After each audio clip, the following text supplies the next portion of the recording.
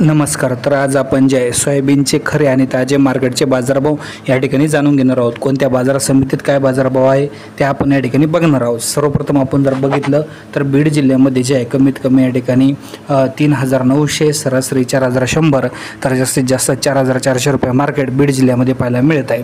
यानंतर जर बघितलं तर धाराशिव जिल्ह्यामध्ये कमीत कमी 3,800, सरासरी 4,100, तर जास्तीत जास्त 4,400 रुपये बाजारभाव पाहायला मिळत आहे.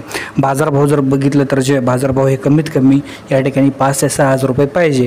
मात्र सध्या जर बघितलं तर जे बाजारभाव खूपच कमी आहे.